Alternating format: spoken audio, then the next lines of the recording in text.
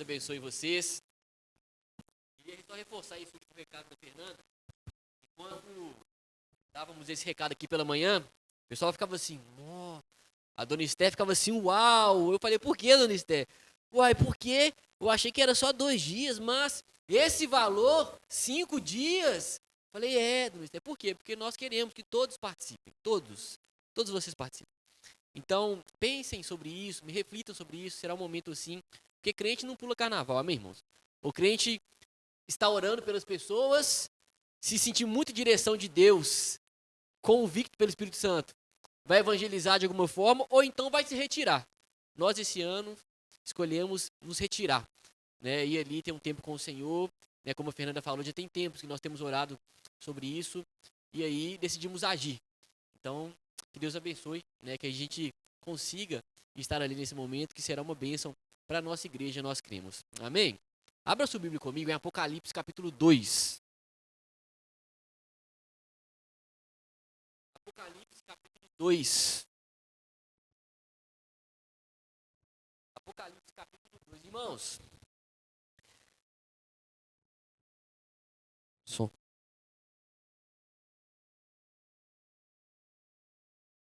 Irmãos, Apocalipse capítulo 2. A partir do versículo 1. Antes de nós lermos o texto, João escreve esse livro. Quem que conhece o livro de Apocalipse aqui? Todo mundo conhece. Uns têm medo até de Apocalipse. Fala, medo? Por quê? Ah, não, tantas coisas ali a gente vê. Irmão, para quem é crente no Senhor Jesus, Apocalipse para nós é esperança. Esperança. Para você que é habitado pelo Espírito Santo, você sabe para onde você vai. Você sabe qual é o seu destino. E o destino para nós é falado aqui no livro de Apocalipse. É esperança para nós. Esperança. Leia com esperança. Esse livro, irmãos, foi escrito aqui por volta do ano 95 depois de Cristo pelo apóstolo João, quando o apóstolo estava preso na ilha de Patmos. Era uma ilha ali que as pessoas eram levadas presas, eram prisioneiros ali, era como se fosse uma espécie de colônia penal de Roma. Ficava na costa da Ásia Menor.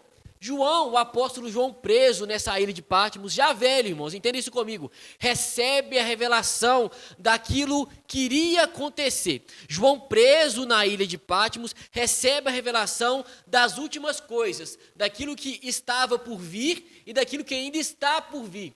Quando você lê o livro de Apocalipse, você vê coisas que já aconteceram, mas também coisas que ainda acontecerão. Um exemplo de coisas ainda que vai acontecer. A volta do nosso Senhor Jesus, amém? Nós ansiamos a volta do nosso Senhor Jesus e vai acontecer, e o livro de Apocalipse descreve para nós como será essa volta, o que nós aguardamos e o que nos espera na volta do Senhor Jesus. Novo céu e nova terra, o nosso final não é aqui, amém, irmãos? Nós estamos passando por aqui. Nós não iremos acabar aqui. Apocalipse nos mostra como será novo céu e nova terra, espera a igreja do Senhor Jesus. E João, quando ele recebe, irmãos, essa revelação do próprio Senhor Jesus, ele direciona originalmente a 7 igrejas. 7 igrejas. A igreja de Éfeso, a igreja de Esmirna, de Pérgamo, de Tiatira, de Sardes, de Filadélfia e Laodiceia. 7 igrejas, eram igrejas reais do primeiro século, entenda isso comigo. Igrejas que experimentavam de muitas vitórias, mas também igrejas que eram perseguidas, muitas lutas, mas eram igrejas reais ali do primeiro século. E o que nós devemos entender, irmãos, que essas igrejas, embora fossem igrejas reais do primeiro século, são comunidades ali que podem ser identificadas como as igrejas locais de todos os tempos. Por quê? Essas igrejas representam todas as igrejas, de todas as épocas, de todos os tempos. Por quê eu digo isso? Porque, embora originalmente João estivesse endereçado essas revelações a essas 7 igrejas, lá no capítulo 1, no versículo 3 de Apocalipse, o texto vai dizer: bem-aventurado aquele que lê e ouve as palavras dessa profecia. Mais do que feliz, bem-aventurado aquele que ouve e aquele que lê as palavras dessa profecia e guarda as coisas que nela estão escritas, porque o tempo está próximo. A volta do Senhor Jesus está próximo, irmãos. Ele vai voltar, ele vai voltar. Bem-aventurado é você que se atenta por aquilo que está escrito. Então, irmãos, o que João escreveu para essas igrejas serve para nós hoje também. O que João escreveu para essas igrejas serve para a Lagoinha Mangabeiras hoje também. Para a igreja do Senhor Jesus que se reúne aqui, que está reunida aqui hoje, nesse domingo. Aqui no bairro Mangabeiras serve para nós hoje também. Quando a gente lê essas cartas, irmãos, a gente vê Cristo aqui encorajando, Cristo direcionando, Cristo repreendendo. Quando você para ler as cartas que o apóstolo João endereçou a essas igrejas, você vê Jesus ali chamando ao arrependimento, encorajando, consolando. E isso serve para nós hoje também. A gente aqui, irmãos, quando a gente lê, a gente aprende o que Cristo espera de nós. Quem quer aprender o que Cristo espera de nós aqui? A gente aprende o que Cristo espera de nós. A gente aprende, quando a gente lê essas cartas, irmãos, ou melhor dizendo, quais são os erros que devem ser evitados.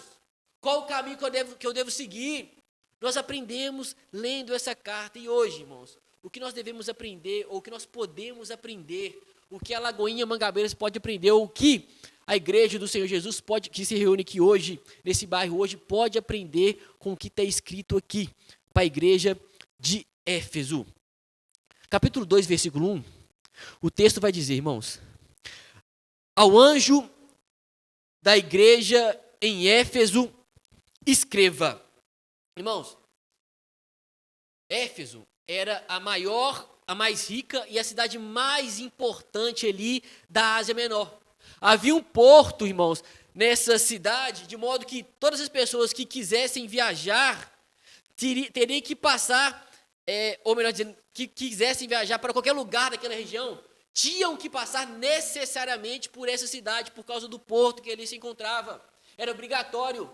Nessa cidade também havia o templo da deusa Diana, que era um templo grande, que era considerado uma das 7 maravilhas do mundo antigo, ficava nessa cidade de Éfeso.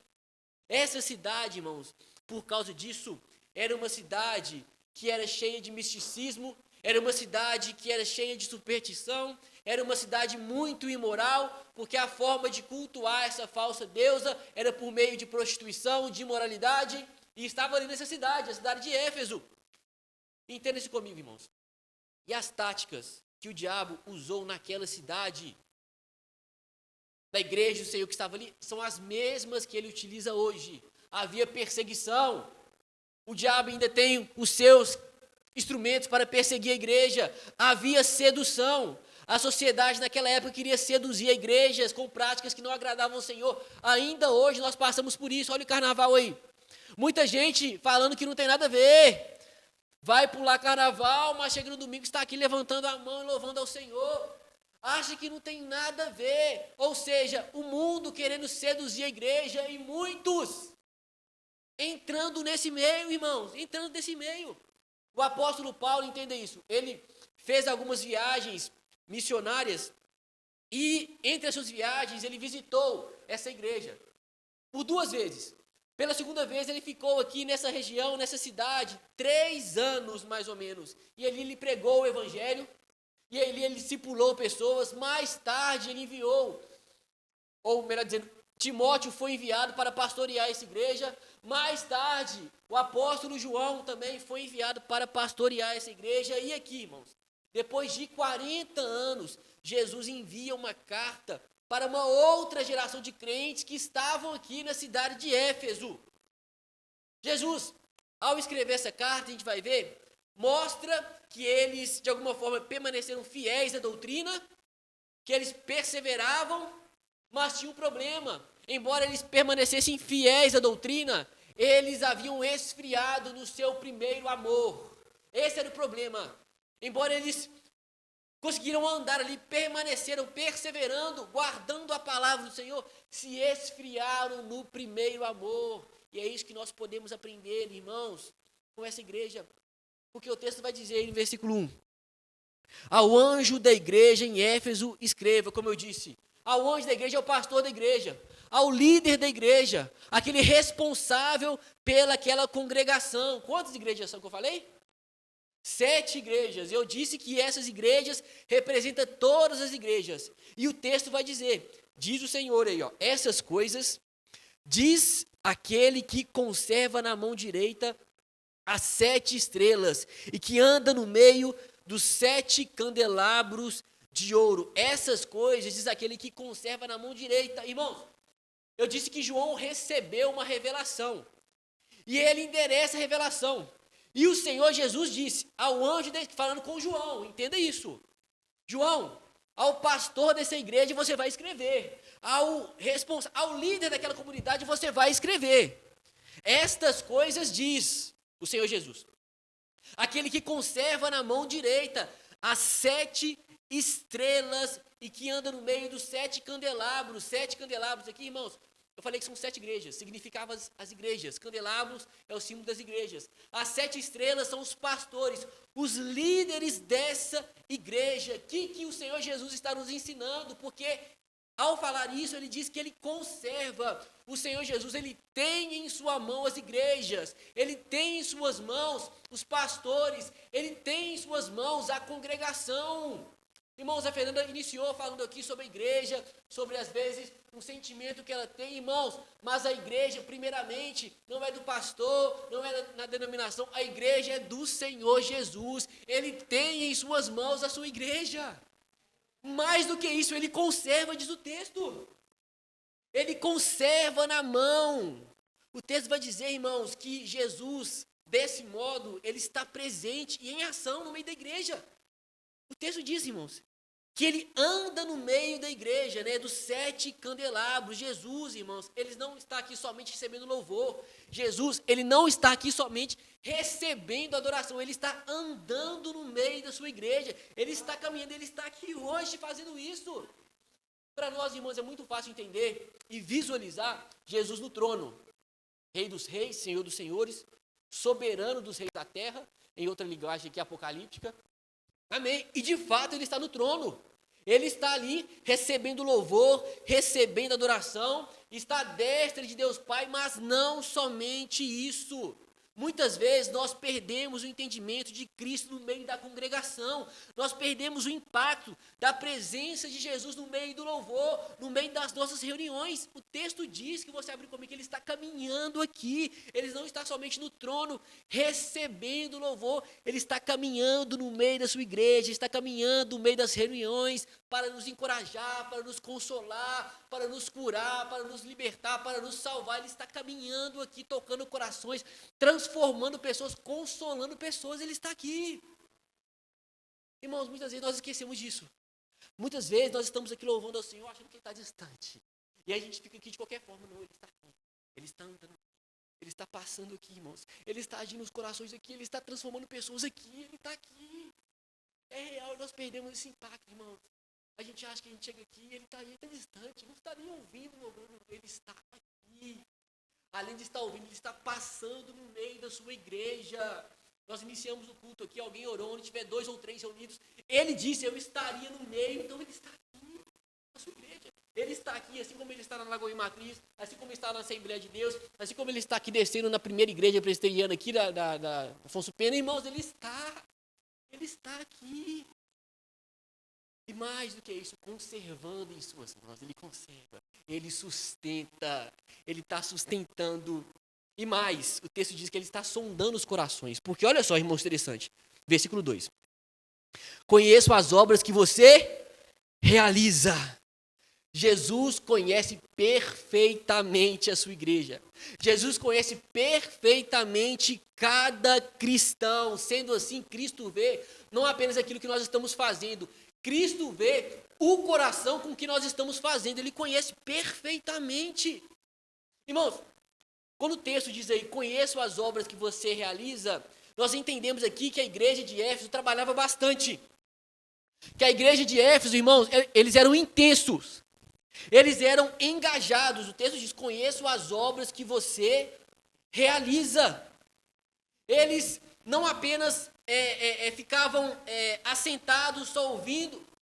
A igreja não se deleitava somente em si mesma. Tanto que a história nos mostra que a partir dessa igreja de Éfeso aqui, irmãos, o evangelho se espalhou por toda a Ásia. Eles eram operantes, eles eram atuantes. Eles não ficavam apenas ouvindo, sentados.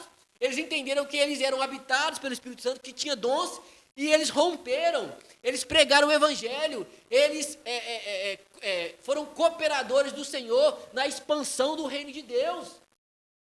Jesus falou: eu conheço as obras que você realiza. E nesse sentido, irmãos, essa igreja de Éfeso tem muito a nos ensinar. Como nós estamos vivendo a fé no nosso Senhor Jesus. Será que basta a gente só vir aqui na igreja?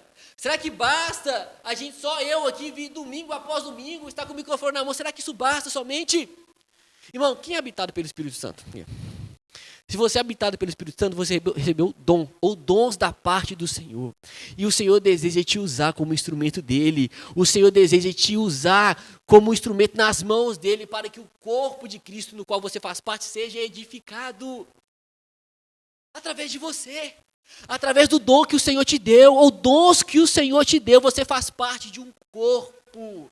E esse corpo, ele deve ser edificado. E ele é edificado através dos membros, que você é um dele, tem dons e dons da parte do Senhor. Eles eram engajados, irmãos. A igreja de Éfeso fazia. Será que nós temos sido essa igreja operante? Será que nós temos trabalhado para o Senhor? Será que nós temos fluído nos dons que Deus nos deu, irmão? Deus nos deu dons. Deus nos deu dons. Nós somos salvos, irmãos, pela graça mediante a fé. Isso não vem de nós, é dom de Deus. Você não tem participação nisso. Mas, muitas vezes, a gente só lembra desse versículo. O versículo 10 do capítulo 2, abre lá, Vitor, de Efésios, o texto vai nos explicar. O Senhor nos salvou pela sua graça. Fomos salvos mediante a fé. Por quê? Pois somos feituras dele, criados em Cristo Jesus para as boas obras, as quais Deus de antemão preparou para que andássemos nelas. Boas obras. O Senhor nos chamou, o Senhor nos alcançou, o Senhor nos fez nascer de novo. O Senhor, como Paulo falou, aos Colossenses, nos livrou do império das trevas e nos transportou para o reino do Filho do seu amor. O Senhor Jesus nos livrou da condenação eterna, pagando a nossa dívida para quê? Para as boas obras, para que andássemos nelas. O Senhor, irmãos, passamos a ser habitados pelo Espírito Santo de Deus. Isso deve nos levar a agir, a mover. A igreja de Éfeso, irmãos, estava realizando obras. E o Senhor Jesus disse: conheço as obras que você realiza. E aí a continuação do versículo 2, Jesus continua falando dessa igreja. Eu disse, irmãos, que essas igrejas representam todas as igrejas. Então os conselhos que o Senhor Jesus dá, a orientação que o Senhor Jesus dá, a repreensão que o Senhor Jesus dá, vale para todas as igrejas e todas as épocas. Amém, irmãos? E o texto diz: tanto o seu esforço como a sua perseverança. Olha que interessante. Com essas obras que você realiza, tanto o seu esforço como a sua perseverança. Ser crente hoje, muitas vezes, você vai ser aplaudido. Falar que é crente hoje, muitas vezes, vão te dar um lugar, em muitos lugares. Falar que é pastor, então, vão separar o lugar, senta aqui na frente, vem cá. Mas aqui não, irmãos. Ser crente aqui em Éfeso não significava ser popular. Ser crente aqui, irmãos, na igreja do primeiro século, significava ser perseguido muitas vezes. Significava ser morto muitas vezes. Porque, principalmente aqui, eles não se dobraram ao imperador, eram perseguidos. Eles não adoraram lá a falsa deusa Diana, eram torturados. Mas os crentes, irmãos, aqui estavam prontos em fazer tudo por causa de Cristo. O texto diz: tanto o seu esforço como a sua perseverança. Eu ouvi no pastor pregando essa palavra, o pastor Hernando Dias Lopes, ele diz que hoje, muitas vezes, os crentes, eles querem coroa sem cruz. Os crentes, eles querem salvação sem conversão. Os crentes, eles querem as bênçãos de Deus sem o Deus das bênçãos, sem ter uma relação com o Senhor, sem ter uma intimidade com o Senhor. Preferindo muitas vezes ser reconhecido pelo mundo do que ser reconhecido no céu. A igreja muitas vezes tem andado aqui, tem negligenciado, não denuncia mais pecado, tudo pode, não usa mais a Bíblia como seu fundamento, como a base, é tudo muitas vezes, eu acho, aqui não. O texto diz: perseveraram tanto o seu esforço como a sua perseverança. A igreja de Éfeso não, irmãos. A igreja de Éfeso era fiel à doutrina. A igreja de Éfeso era fiel à palavra de Deus. O texto vai dizer na continuação do versículo 2, olha só. Sei que você não pode suportar os maus e pôs à prova os que declaram apóstolos e não são, e descobriu que são mentirosos. Olha só, a igreja mesmo sendo perseguida, a igreja mesmo sendo atacada aqui, não negociava os princípios da palavra de Deus. A igreja mesmo sendo perseguida não tolerava um falso ensino. A igreja mesmo sendo perseguida aqui não tolerava os falsos mestres que vinha com heresias, não. Tanto que no versículo 6, pula comigo para o versículo 6, o texto vai dizer: você tem a seu favor o fato de que você odeia as obras dos nicolaítas, as quais eu também odeio, diz o Senhor Jesus. A doutrina aqui, irmãos, as obras dos nicolaítas ensinava que a liberdade em Cristo era liberdade para o pecado. Olha só, irmãos, isso que os nicolaítas ensinavam. Do tipo assim, olha, vocês não estão mais debaixo da lei, vocês estão debaixo da graça do Senhor. Vocês foram salvos pela graça do Senhor. Então não se atentem para mandamentos do Senhor. Vocês podem pecar à vontade. Aliás, quanto mais você pecar, mais a graça do Senhor vai aumentar na sua vida. Negligenciem os mandamentos do Senhor. Transformaram, irmãos, a liberdade que eles tinham em libertinagem. Isso que os nicolaítas estavam ensinando. Você que é crente, não seja diferente, não. Fique junto. Faça tudo que o mundo faz. Pratique as obras que o mundo tem praticado. Faça tudo isso. Se associe com todos ali, vai fazendo, vai replicando. É isso que eles ensinavam, irmãos. Isso que eles ensinavam. Só que o Senhor nos chama para sermos santos. E santo, irmãos, não é perfeito. A palavra santo significa separado por Deus e para Deus. Somos separados por Deus e para Deus, para agradar o Senhor, para louvar o Senhor, para andar honrando a Ele. Os nicolaítas não.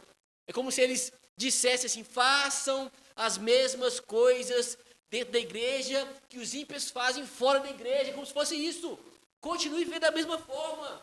Irmãos, vocês vão concordar comigo, é impossível viver da mesma forma depois que você passou a ser habitado pelo Espírito Santo, sim ou não? É possível. Eu não estou falando que a gente não vai errar mais, eu não estou falando que a gente vai pecar mais, amém, irmãos? Eu não estou falando isso. Eu estou falando que há uma nova disposição para viver, há uma nova motivação para viver. As palavras vão mudando, as relações vão sendo transformadas, a disposição para viver, ela vai sendo mudada, irmãos, mudada. A igreja de Éfeso entendia isso. A doutrina dos nicolaítas estava acabando com muitos crentes na igreja de Éfeso e eles não toleravam, o texto diz. Diferente da igreja de Sardes. A igreja de Sardes é uma outra igreja. Para a igreja de Éfeso, o Senhor Jesus falou: vocês, eu tenho algo a seu favor. Vocês não toleram essa doutrina. Mas na igreja de Sardes, se vocês olharem comigo aí o versículo 15, olha que o Jesus fala para essa igreja, uma outra igreja, que tinha outras questões.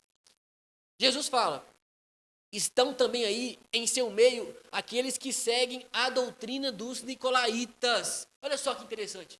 Para a igreja de Éfeso, eles estavam firmes na doutrina, não negociavam falso ensino. Mas a igreja de Sardes, não, a igreja de Sardes estava aceitando esse ensino. Jesus fala para essa igreja: vocês estão aí seguindo a doutrina dos nicolaítas. Mas a igreja de Éfeso não. A igreja de Éfeso não tolerava isso. Eram baseados na doutrina, eram baseados na palavra de Deus, eram baseados na verdade. A igreja de Éfeso muitas vezes não oferecia aquilo que o povo queria ouvir. Eles se preocupavam em serem fiéis à palavra do Senhor, aquilo que estava sendo pregado com fidelidade. O que nós estamos preocupados, irmãos, hoje em dia? Pregar a palavra com fidelidade ou agradar os ouvidos? Nem sempre a palavra do Senhor vai agradar os nossos ouvidos, sim ou não, irmãos? Às vezes vai nos confrontar. Perdoa aquela pessoa. Não, mas aquela pessoa me prejudicou. Perdoa, irmãos. Isso é fácil. Para nós aqui só tem, é fácil. A palavra do Senhor é isso, nos confronta. E pelo poder do Espírito Santo que habita em cada crente, nos capacita. E andar conforme a ordenança do Senhor pode ser muitas vezes difícil, pode exigir de nós muito, mas no final é libertação e liberdade para nós, para a nossa alma. Nossa alma. O texto diz no versículo 3, você tem perseverança e suportou provas por causa do meu nome, sem esmorecer. Olha só, irmãos da igreja de Éfeso. Você suportou, você perseverou, tanta perseguição. Porém, irmãos, e aqui é um ponto de atenção que salta aos nossos olhos aqui. Jesus até aqui só está elogiando essa igreja. Você é fiel à doutrina, você não negociou os princípios da palavra de Deus, vocês perseveraram, vocês suportaram, porém, aí o versículo 4. Tenho contra você o seguinte: você abandonou o primeiro amor. Irmãos, isso é sério demais. Isso é o risco que todos nós podemos correr. Abandonar o primeiro amor. É começar a ler a Bíblia. A começar a participar dos encontros que a igreja tem. Mas começar a fazer tudo no automático. Começar a fazer tudo e aquele fervor no coração não haver mais. Aquela paixão pelo Senhor não haver mais. Aquele quebrantamento não haver mais. Mas eu estou seguindo a palavra. Eu estou sendo fiel à doutrina. Mas aquele amor pelo Senhor, aquela comoção, irmãos, acabar. O texto diz, vocês são fiéis, vocês não negociam, mas eu tenho contra você que vocês abandonaram o primeiro amor. E abandonamos o primeiro amor primeiro, quando substituímos o amor a Jesus por aquilo que nós fazemos. Irmãos, olha essa analogia. Uma esposa, ela pode ser fiel ao seu marido. Uma esposa, ela pode cumprir com as suas obrigações, mas fazer tudo isso sem ser motivada pelo amor, sim ou não? Ela pode ser fiel ao seu marido, pode cumprir com as suas obrigações ali e ainda assim não amar, fazer por outro motivo. O trabalho de Deus não pode tomar o lugar da nossa vida com Deus, irmãos. Deus está mais interessado em um relacionamento com Ele do que o trabalho que nós fazemos para Ele. É claro que quanto mais amarmos ao Senhor, mais nós iremos fazer para Ele, sim ou não? Quanto mais nós amarmos ao Senhor, mais a gente vai produzir, mais a gente vai abraçar a obra dEle, ok. Mas o Senhor está mais interessado sobre quem nós somos, sobre como nós estamos, do que aquilo que nós fazemos. Por quê, irmãos? Nós corremos o risco de trabalharmos para o Senhor, mas trabalharmos frios. Corremos o risco de cantar aqui para o Senhor e frios, pregar frios. Abandonando o primeiro amor, irmãos. Que o Senhor nos livre disso, amém? Que o Senhor nos livre. Que o Senhor venha acender no nosso coração o amor por Ele, pela obra dEle. Nós precisamos continuar fazendo, mas sendo motivados pelo amor. Mas abandonamos o primeiro amor, não somente quando substituímos o amor a Jesus por aquilo que fazemos, mas também quando o amor a Jesus é substituído por um tipo de zelo religioso, irmãos. Entenda isso. A igreja de Éfeso aqui, ela lutava contra os falsos mestres. Tinha ódio contra falsos ensinamentos. Mas, de alguma forma, isso trouxe uma rigidez e levou a um tipo de esfriamento. Olha só, irmãos, que interessante. Tinha ódio contra o falso ensino, mas, de alguma forma, eles esfriaram no seu amor. Por quê? Entenda isso, odiar o mal, odiar o erro, irmãos, não é necessariamente o mesmo que amar a Cristo, não é. A gente pode odiar, mas ainda assim, em contrapartida, não amar verdadeiramente a Jesus, não se entregar verdadeiramente a Ele. Crentes, muitas vezes, ortodoxos, mas seco como um poste, já viu, irmãos? Não tem mais sensibilidade, não é mais comovido pelo louvor, pela presença de Jesus. Não levanta e não entende a graça que é levantar, que é ir trabalhar, que é se relacionar. Não consegue perceber Jesus, irmãos, nas mínimas coisas. Não consegue perceber a presença de Jesus, porque está duro, está rígido, sabe tudo de Bíblia, mas não tem mais sensibilidade do Espírito, não tem mais comunhão com o Senhor. Não tem. Essa igreja, irmãos, estava assim, firme na doutrina, mas tinha esfriado o seu primeiro amor. e abandonamos nosso primeiro amor. O terceiro ponto, irmãos, quando nós vivemos só examinando os outros e não examinamos a nós mesmos. Se você perceber comigo, a igreja de Éfeso, ela conseguiu identificar o erro doutrinário nas igrejas.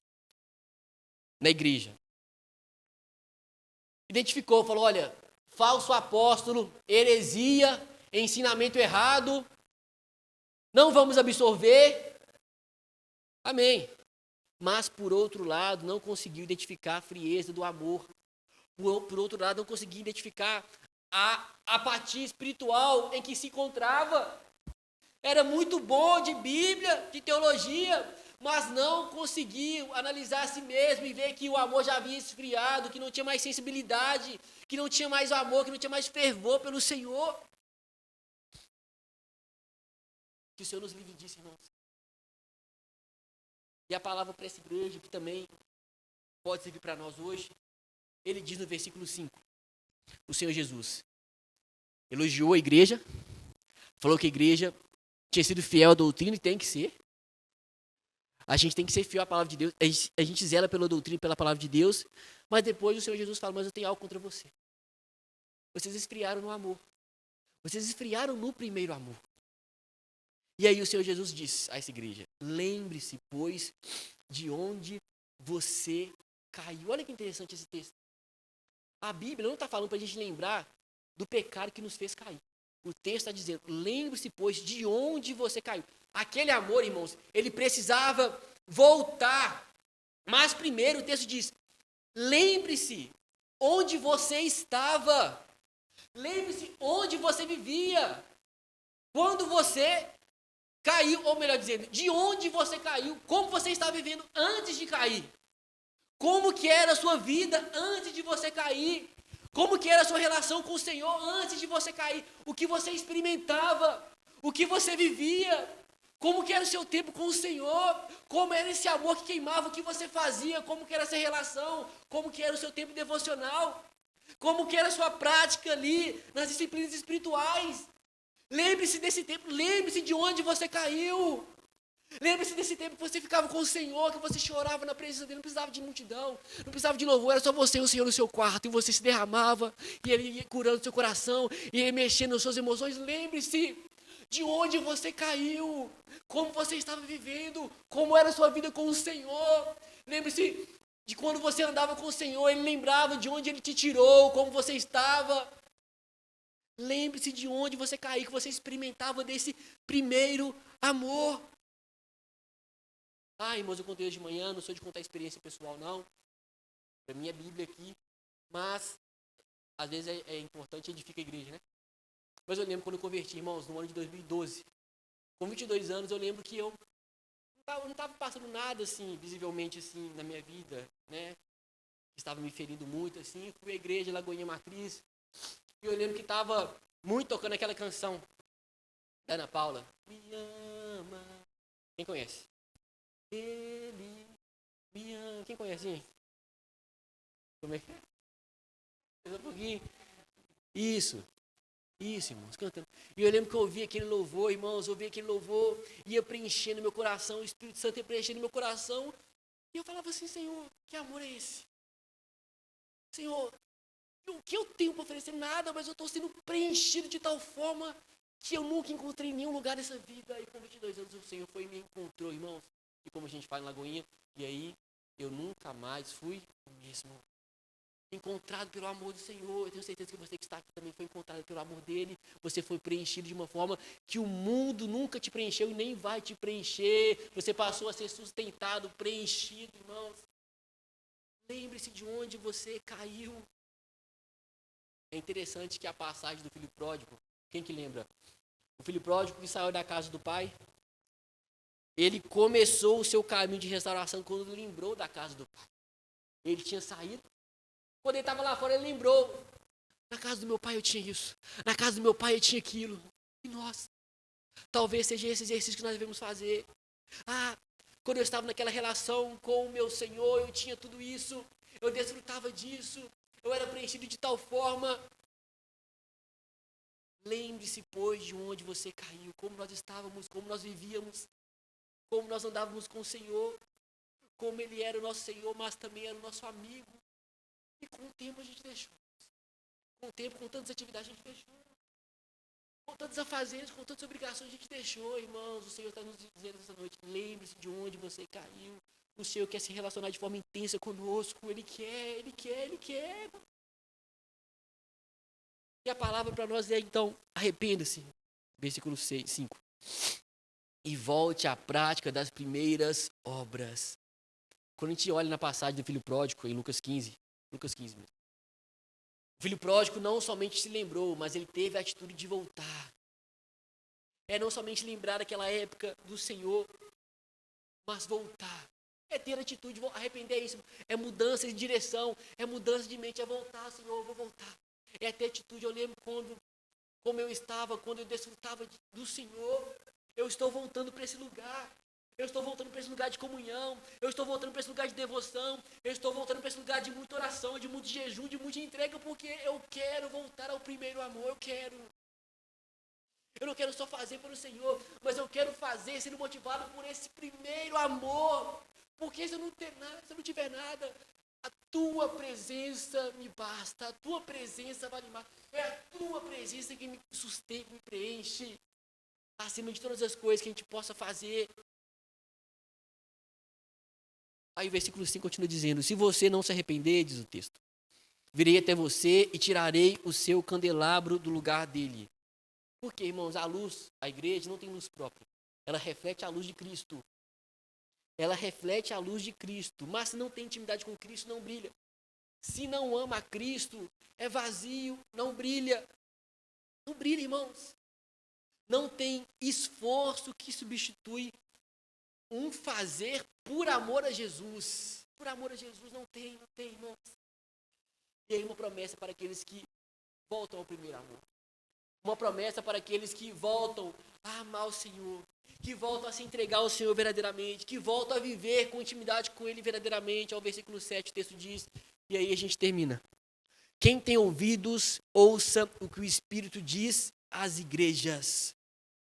Ao vencedor darei o direito de se alimentar da árvore da vida, que se encontra no paraíso de Deus. Irmãos, é isso que nos espera.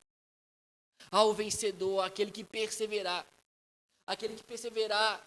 na intimidade com o Senhor, no amor ao Senhor, ele experimentará aqui do Senhor, mas desfrutará ainda mais de um amor maior no paraíso de Deus. Novo céu e nova terra nos espera. A gente começa a desfrutar do amor do Senhor aqui, mas desfrutaremos de uma forma plena e perfeita na eternidade. E é isso que nos espera, é isso que nos aguarda, enquanto estivermos aqui esperando esse grande dia. O início desse texto nos lembra, Ele está nos sustentando com suas mãos, Ele está nos guardando com suas mãos. Nós não perseveramos, embora a gente tenha uma parcela de responsabilidade, nós não perseveramos na nossa força. Tem alguém que nos sustenta, tem alguém que nos mantém de pé. A graça do Senhor, as mãos poderosas do Senhor está disponível a todos nós. Será que você pode ficar de pé no seu lugar nessa noite? Será que você pode fechar os seus olhos